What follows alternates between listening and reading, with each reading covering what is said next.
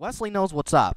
He was watching the Traveler. He's made friends with him by now, and he tries to tell Riker, but you know what Wesley gets? Wesley's always getting shunned and always ignored, and nobody quite really understands him. So they just kind of ignore him, and that's what Riker does here. Excuse me, Commander Riker. I don't think he did this. I think Not now, Wes.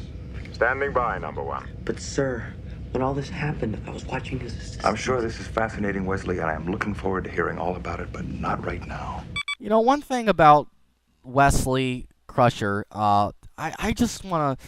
I think you've sort of gotten the gist that I really like that character of Wes. I think he's a great character, and I defend him so much only because, I mean, that jerk-off, Sheldon, in The Big Bang Theory, Wesley Crusher is the Jar Jar Binks of the Star Trek universe. No. That black African guy leader in the Code of Honor, he's the Jar Jar Binks of the Star Trek universe, and I'm not being racist. It's the episode. Blame the episode for racism. Code of Honor. It's such a, it's terrible. But I don't want to get negative here by any means. That was episode 1, but, but I mean that was the Jar Jar Binks of the Star Trek universe. Okay, that idiot in Code of Honor. And this episode here, and Wesley Crusher, he's not Jar Jar Binks, Sheldon. He's a great character, and the way they wrote him would have been tough, because he sort of had to be goofy and naive, and there'd have to be some reason for people to ignore him and kind of shake their heads at him, yet him being such a genius who, you think that Wesley would get, Picard and Riker and all these people would be a little bit more supportive of the guy. I mean, they all were, but they all sort of just rolled his eyes at him, too, like, oh, you're such a kid, such a goofy kid, adolescent. But the way Will Wheaton played the character, that's what I'm getting at here, is he played the character so well where he was a genius. And you look at the way he read the lines and the way he sort of had this Disney-like innocence to him. Will Wheaton just played him very nicely. And I defend Wesley Crusher as a character because I think very well acted, and I think the acting pulled off the writing that some people have problems with. I don't think there was any problems in the writing. I think he was just fine. However, I do raise my eyebrow a little bit at why they are so mean to Wes sometimes. But anyway, everybody are preparing to get the heck home, and the Traveler's tired, very tired. He's exhausted because what happened is we saw him phase in and out, because that's what this is he travels by thought, and that's one of the themes we get into. One of the themes of the episode is the power of human thought, and so he sort of phases out of realities a little bit, and he gets very tired from committing all that energy to making the Enterprise travel that far. So Kaczynski's all like, he really must be an idiot, because he's like, well, you don't need me, Traveler. He suggests that he could do it by himself when the Traveler's tired and needs to rest before they make their attempts to go home. But the Traveler, of course, everybody's the Enterprise really will be endangered if the Traveler doesn't assist in getting them home. And he's if it was just Kaczynski, something would blow up. But yeah, Traveler makes sure that he can get him home, and then when they do attempt it, Riker sees that the Traveler is fading in and out, as Wesley saw earlier, and then he realizes sort of what's going on. Then the Enterprise launches off again, and then it gets pretty freaky from then on.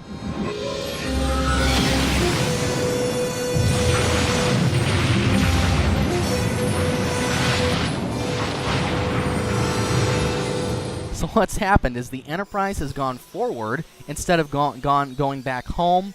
And it's this great shot of, these blue effects and these lights coming out. It's going across the Enterprise. It's such a cool shot. It's so funny. You'll watch the behind the scenes, and the guys who made that special effect will just go, oh, well, we just kind of slapped it together in our basement, and we said, well, if we don't know how to make it work, then we'll, you just make it blue. If you need something to be alien, you just make it blue. So we did that, and it turned out okay. It's I really do think that a lot of those special effects the people who work on stuff, are so modest. I mean, if I were a part of these things, I'd be going, oh, do you know how darn hard we worked on this, and we did that, and we did this, and we had 2 days before we had to turn it in and all that sort of thing. It's just amazing. All stop. Answering all stop, Captain. According to the instruments, sir, our speed never exceeded warp 1.5. All stop, sir. Yes. But where is this place?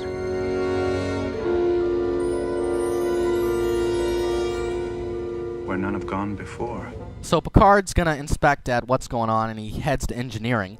And this is where one of the elements of the show comes into play, where people start hallucinating, where people's ideas start to become intermixed with reality, and the causes of that are affected throughout. And so Worf, there's sort of a cute little moment where first Worf's his Targ, which is more of a dog to me than a kitty cat, as Tasha suggests, but his old childhood pet appears, and that was pretty cute.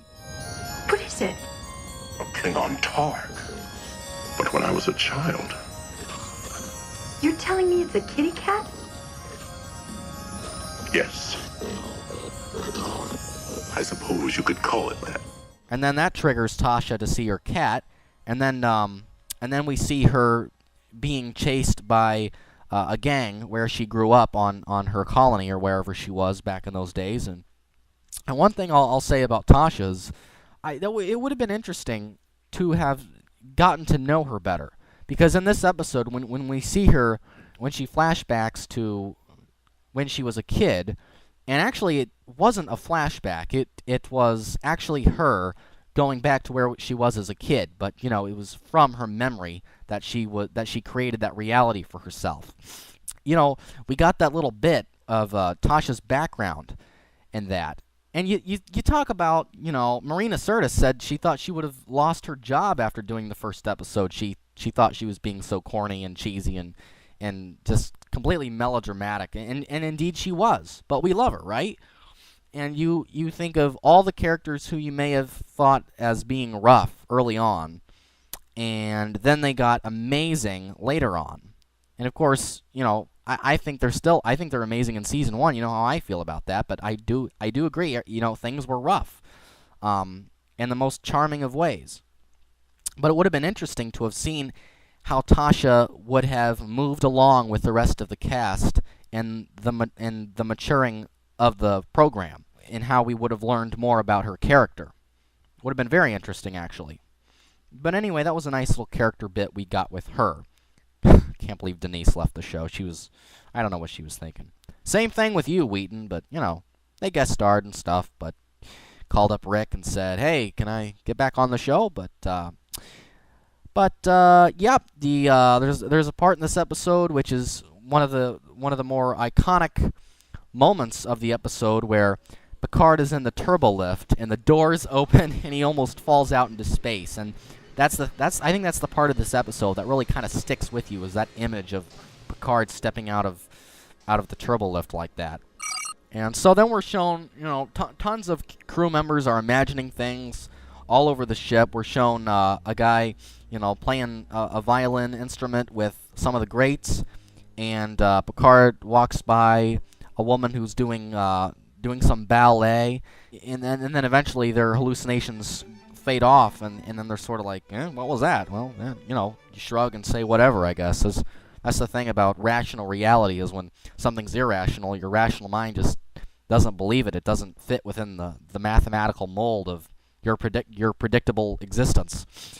Here's this scene where that theme is brought back again, and I played this theme, and I played this clip in the last episode, and it's such a great scene. And this is Picard with his grandmother. You look tense, Jean-Luc. Come and have a cup of tea.